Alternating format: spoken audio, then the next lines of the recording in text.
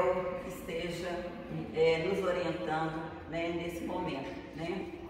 E hoje a gente vai falar do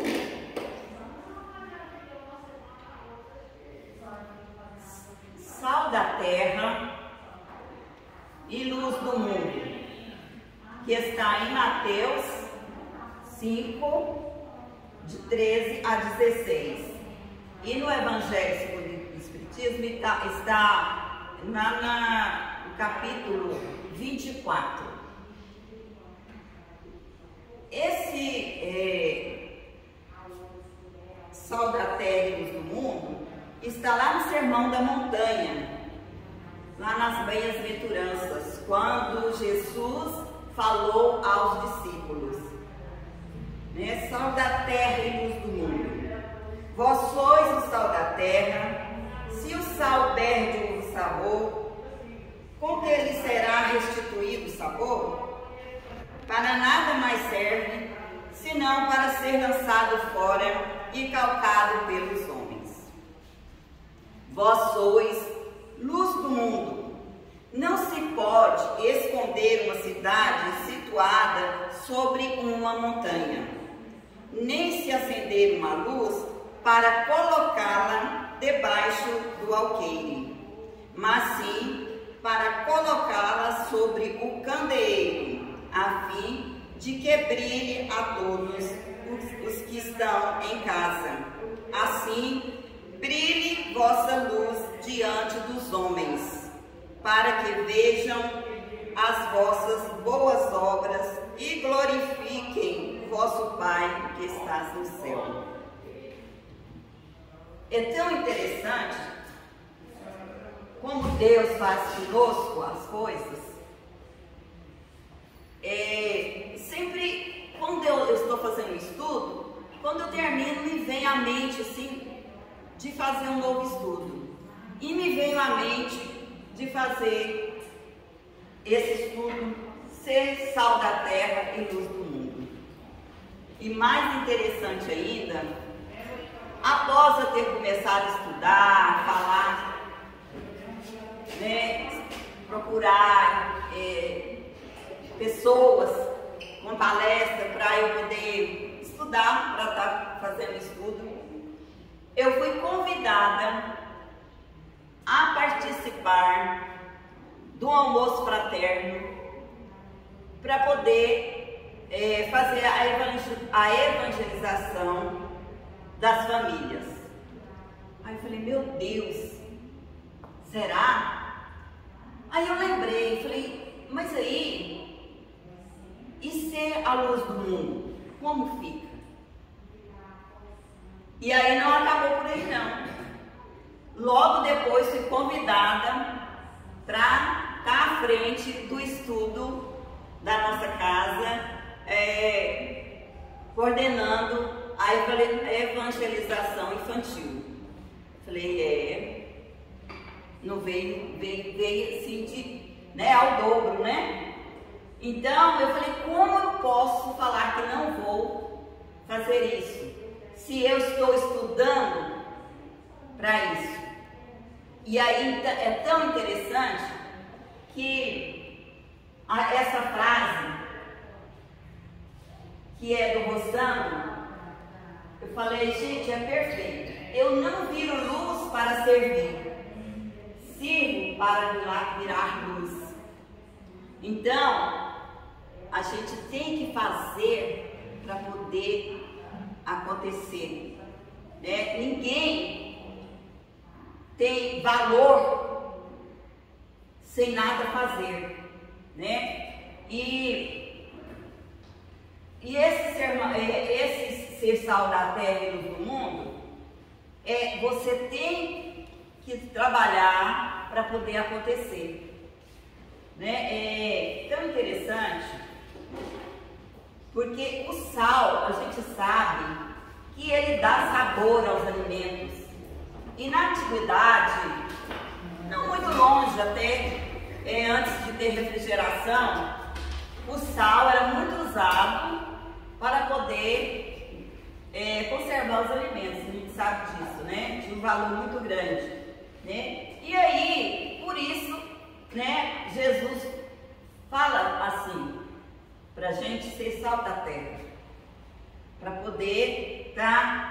ali fazendo alguma coisa. E ser luz do mundo, né? A gente tem que ser luz do mundo onde estivermos, no trabalho, né? Se você quer se mostrar um bom trabalhador, você tem primeiro mostrar um bom trabalho para poder ser reconhecido.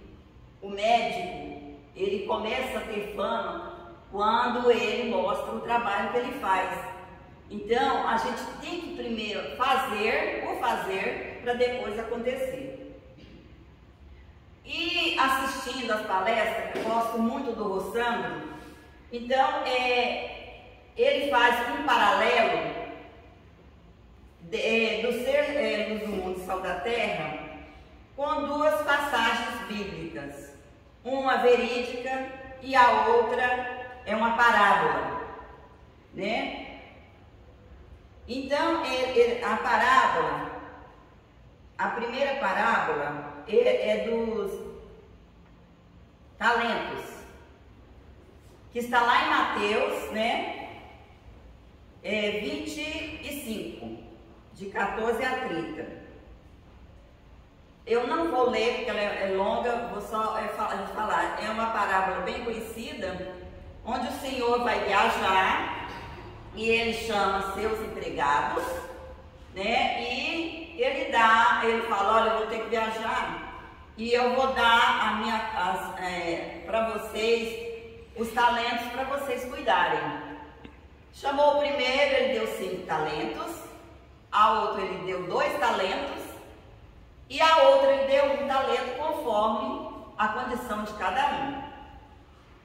Os outros 2, 5 e 2 talentos, eles dobraram o talento. E o 1 talento, ele colocou na terra. Quando o Senhor chegou, os outros entregaram e ele, que tinha só dado 1 talento, falou assim, Senhor, como eu sei que o Senhor é muito justo, eu fiquei com medo e enterrei o talento, para que assim não perdesse, né? É lógico que no desenrolar da parábola, Jesus conta que o homem ficou muito bravo, o Senhor, né? Mas eu não quero focar muito nisso não, eu quero focar mais nesse que ficou com medo, porque a gente também temos medo na nossa vida, né? A gente tem aquele sentimento de medo às vezes que não deixa a gente ir para frente, seguir adiante, né? A gente começa a sentir inferior, e aquele que ganhou só 1 talento também, será se ele não sentiu que o Senhor não deu o talento para ele porque ele não era capaz? Porque ele recebeu. Então ele podia ter feito essa comparação de não ter recebido mais porque ele não era capaz. E na nossa vida somos assim. Às vezes a gente deixa o medo tomar conta da nossa vida e a gente não cresce. Se você trabalha, você fica estagnado, porque o medo, mas eu não dou conta disso, eu não dou conta daquilo, né? Então, prejudica muito. Você se sentir inferior, mas eu não sou capaz de fazer isso não. Não dou conta não. E você vai ficando ali estagnado no lugar. Você não evolui, não tem sucesso. Então, temos que observar a nossa vida e nos sentirmos que somos capazes e enfrentar os desafios. Na nossa família, por exemplo, quando a gente tem aqueles custosos que vêm ali na nossa família para a gente poder conseguir fazer alguma coisa, que passa muita raiva na gente, é filho, é esposo, é irmão, e você fala assim, meu Deus, eu acho que eu nasci na família errada, Nasceu não, meus irmãos, a gente nasceu na família certinho. Estamos aqui com aquela missão a cumprir. E viemos, com certeza, para sanar, para ajudar em alguma coisa. Para melhorar um filho, para melhorar um esposo, para melhorar irmão. E até mesmo os pais. Né? Porque de repente você fala, meu Deus, mas meu pai e minha mãe é tão diferente. Principalmente os adolescentes, eles acham que pai e mãe, Deus me livre, né? De pai e mãe, em certa época, né? Então, não quer achar que aquilo ali não deve ser meus pais. Mas eles estão aqui com aquela missão, né? Aquela família veio com aquela missão de estar junto para acolher, um ajudar o outro, para crescer no bem, né? Então, e tirar esse medo que nós temos de evolução, de evoluir, né? Então, temos que procurar crescer. E a gente também, partindo assim para um lado assim de medo, eu acho tão assim interessante, não é interessante a palavra. Quantas vezes a gente passa por pessoas que a gente conhece, a pessoa está carrancuda, não fala nada, faz de conta que não te conhece. Eu já passei tanto por isso. Gente, e é tão interessante que eu também já fui assim um pouco carrancuda, né? Depois que eu comecei a estudar, depois que eu comecei a crescer, sabe? Estudando a doutrina, estudando o Evangelho, eu percebi o quanto é importante você ser pessoa que transmite o sorriso, sabe? De você passar por uma pessoa e cumprimentar. Oi, pessoa, oi, fulano, tá tudo bem? Como você tá? A pessoa muda completamente, né? Então eu acho que também entra nessa questão do talento aí. O nosso talento também é de cuidar do outro, né? Tem uma frase da irmã Dulce que eu acho ela maravilhosa. Desculpa, da irmã Dulce não, da Madre Teresa de Calcutá, que nos diz que a primeira forma de caridade deveria ser o sorriso. Antes do prato de comida, o sorriso. Antes do cobertor, a roupa de frio, o sorriso. Antes de uma palavra de conforto e de uma atenção, o sorriso. Pois não nos cabe descontar no outro qualquer tristeza que porventura trazemos. Né? Eu acho lindo essa mensagem da irmã Dulce. E ela está numa música, que eu me esqueci o nome da pessoa que canta, que chama Regeneração. Ele pergunta assim: onde está teu sorriso? Onde se escondeu? E aí ele fala que a gente não deve guardar, né, as tristezas da vida, para a gente trazer o melhor sorriso para a gente, para mostrar para o outro, né? E a outra personagem está lá na cura de Bartimeu, que está lá em Marcos, no capítulo 10, de 46 a 56, a cura do Bartimeu. Chegaram a Jericó.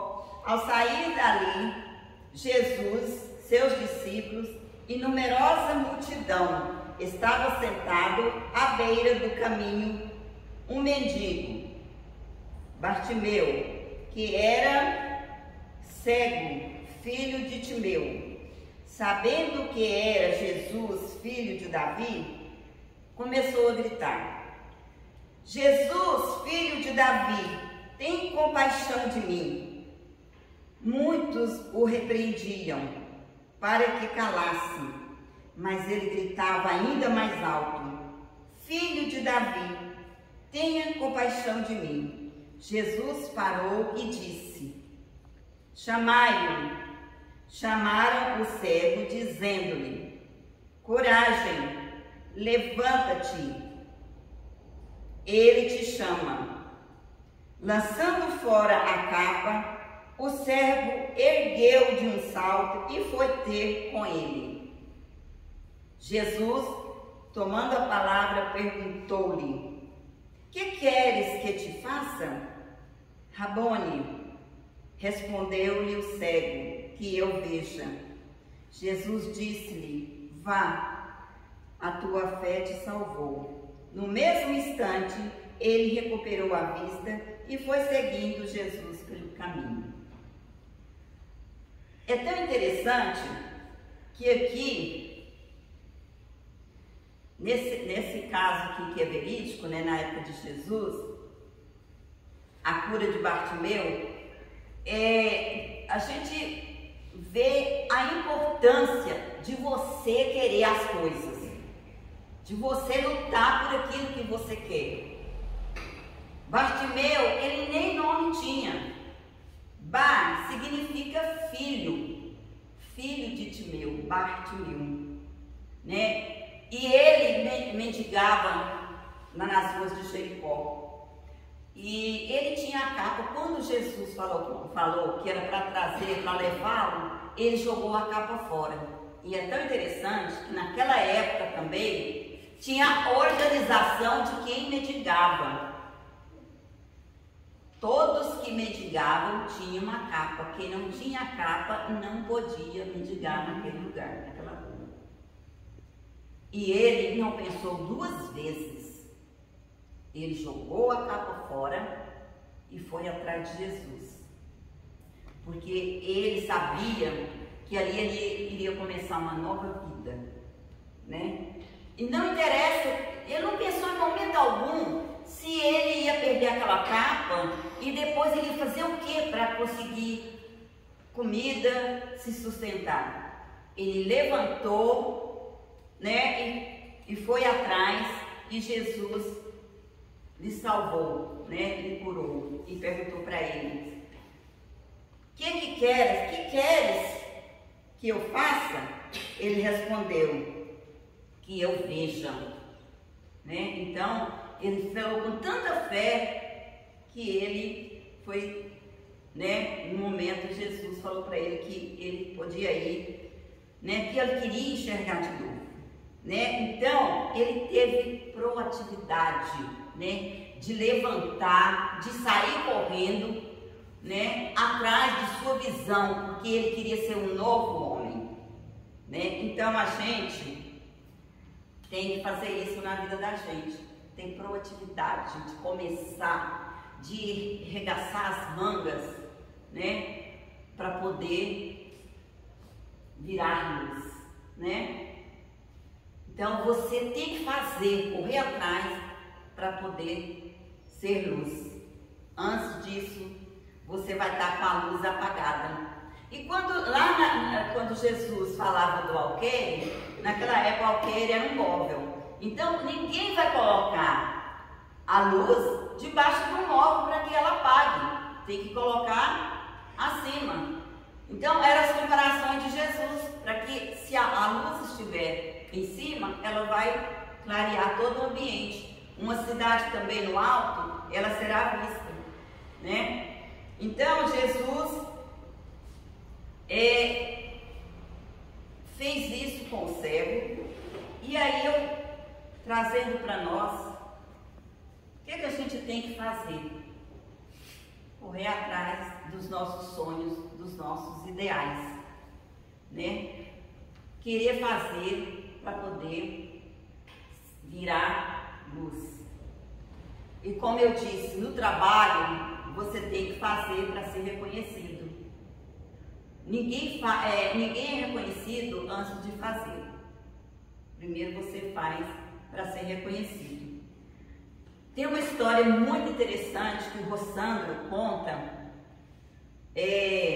A médica, deixa eu me achar aqui o nome da médica.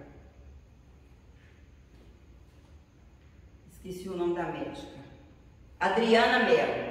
Ela é de Campina, né? Campina Grande. Ela que descobriu a Zika. É a médica que descobriu a Zika. Então, a primeira criança que nasceu com microcefalia, ela acompanhou toda a gestação da criança e sabia, né? A mãe sabia que a criança, ao nascer, ela não ia sobreviver.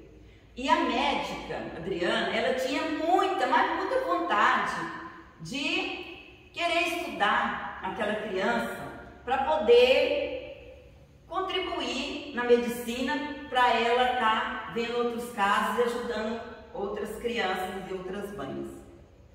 Quando a criança nasceu, ela morreu. Logo em seguida, a avó chegou e falou: vamos fazer o que com a criança? A mãe falou: eu quero que meu filho seja doado todos os órgãos, para que ele seja estudado. E, gente, eu me arrepio. Ele veio ao mundo com essa missão de servir. E ela doou o filho para que ele fosse estudado. E é um caso tão interessante que o pai dessa criança, depois de uns 2 meses, ele liga para a médica para contar que ele sonhou com o filho dele adulto, sabe? E o filho estava no julgamento. E lá nesse julgamento, um condenava, outro falava, igual um julgamento mesmo, um fala, outro fala, mas ele foi absolvido. E ele agradece a mãe dele por essa contribuição. Ele foi absolvido por ter doado os órgãos dele para que ajudasse outras pessoas, outras crianças, né? Então é uma coisa linda, né? Que a gente fica pensando, olha, a criança veio com esse intuito de salvar, de ajudar outras crianças. E através dessa ajuda, ele ganhou, digamos assim, a salvação, né? Ganhou um bom lugar, né? Por causa disso. Então, gente, é muito dignificante a gente poder estar fazendo alguma coisa. E nesse trabalho que eu estou fazendo no almoço fraterno, eu já conheci várias mães que vêm até a mim, sabe, e me pedem ajuda. Tem uma filha que está na adolescência e ela veio me pedir ajuda. E aí fui conversar, estou fazendo um trabalho de conversa, de estar aconselhando, de mostrando. Sabe, eu acho isso é importante, sabe? Imagine se eu estivesse em casa, sentada lá, curtindo a minha aposentadoria, se eu ia ter essa oportunidade, né, de estar ajudando o próximo, né? De a mãe chegar em mim, outra mãe chegar em mim e falar: olha, eu quero que você aconselhe meu filho, porque ele está fazendo isso e isso, não tá legal. Outra: eu também queria ajuda, porque o que eu faço? Meu marido está assim, assim, assim, o que eu faço? Sabe, assim, é lógico que é uma coisa que você não tem hora que você não sabe o que fazer, mas só de você estar ali, sabendo que você pode estar ajudando alguém, que ela confia em você, né? Isso é muito importante, né? E para terminar aqui, concluir, eu gosto muito do José Carlos de Luca. Ele, no livro dele, Socorro e Solução, ele fala: filhos da luz. Então ele fala assim, um pensamento que nos fortalece foi dito por Paulo de Tarso: andai como os filhos da luz. Paulo nos estimula a viver como os filhos da luz divina. A luz clareia, ilumina, produz energia, força, calor, encanta nossos olhos. Ser filho da luz é viver gerando todos esses benefícios. E isso podemos fazer porque a luz já nos foi dada por Deus.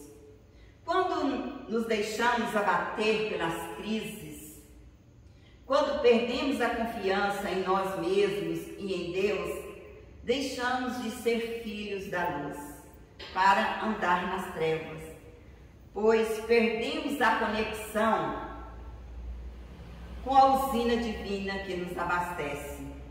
Digamos para nós mesmos: eu assumo a minha condição de filho da luz e passo a viver como tal.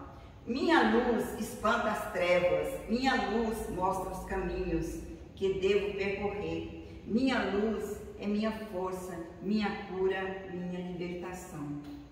Quando a dificuldade surge, estamos no momento de promoção. Então, nessa hora, vamos nos motivar para subir o degrau da dificuldade, fazendo o melhor de nós e confiando no amparo divino, porque dias bons estão por vir.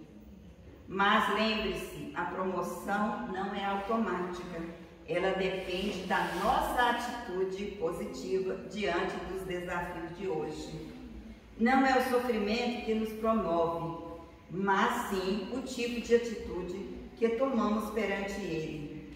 E quem anda como filho da luz não teme a escuridão. Que sejamos filhos da luz, que saibamos aproveitar o nosso brilho para que possamos brilhar em outras pessoas, em outras vidas. Que Jesus sempre nos dê esse amparo para que tenhamos força, coragem de seguir em frente, de correr atrás dos nossos ideais e de estar sempre ajudando e sempre com um sorriso. Que assim seja.